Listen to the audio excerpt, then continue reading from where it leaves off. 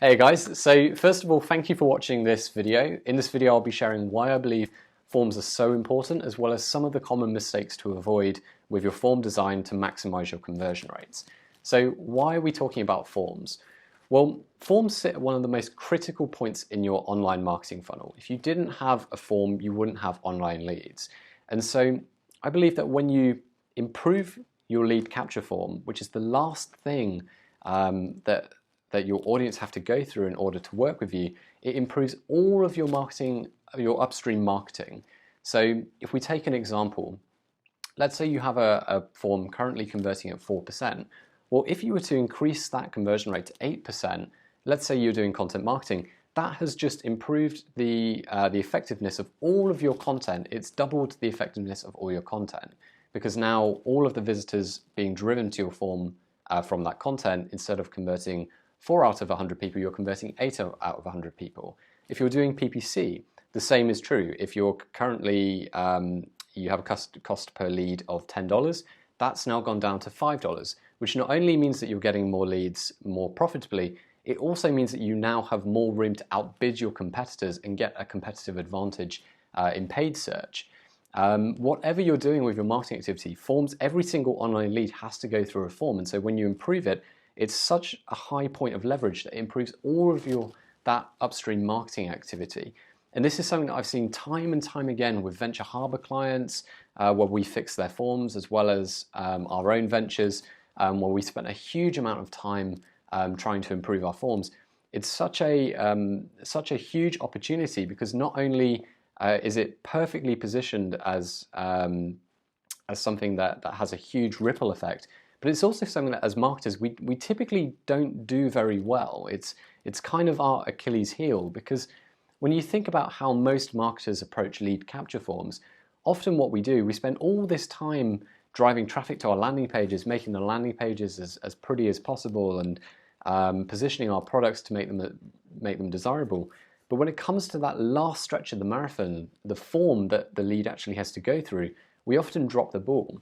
The way that we usually approach this is we'll use whatever form we're given by MailChimp or Salesforce.com, or whatever email marketing CRM service we're using, or perhaps we'll get our IT team to build it.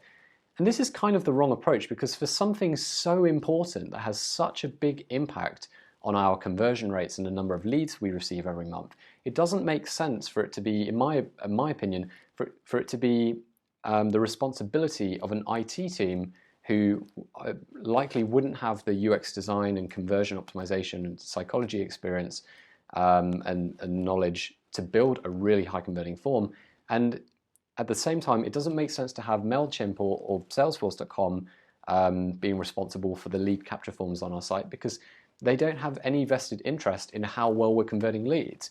Okay, so what can you do to improve the performance of your forms?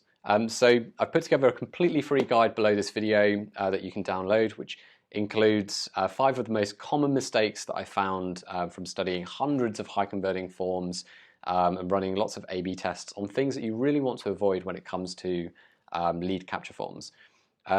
This guide also includes checklists that you can use to evaluate your forms, as well as case studies to give you inspiration and context behind the points. So I'd recommend downloading the guide. I'll quickly skim over some of the points and mistakes to avoid with forms. So the first one is using outdated design. I looked at, in the guide, IBM, and I compared their lead capture forms in 1996 compared to the ones they're using today, and very little has changed. Surprisingly, this is very common across many different websites. A lot of us are still using forms that look very outdated, create a bad first impression to users, and negatively impact our form conversion rates. The next is using what I call me forms that are all about you getting the lead rather than giving value back to the leads immediately.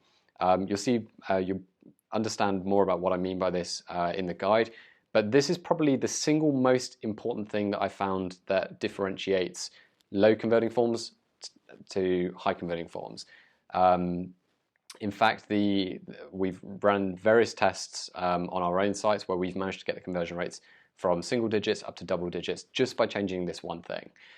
Asking too much information or information is not relevant.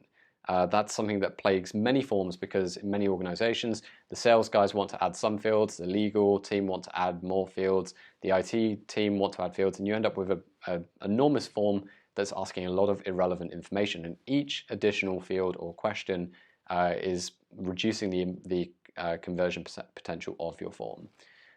So the next one is treating all users as if they're the same.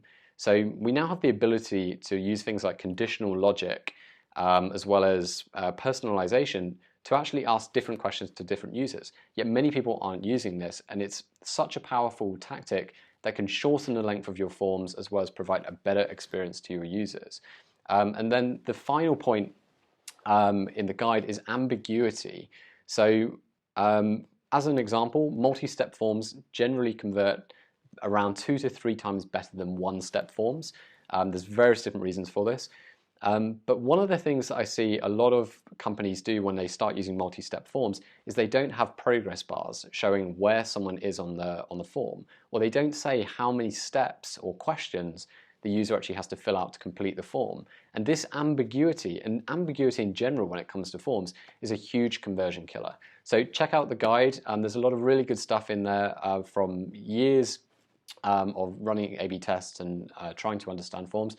Really hope it helps improve your form conversion rates, and I hope this has been useful. Thank you.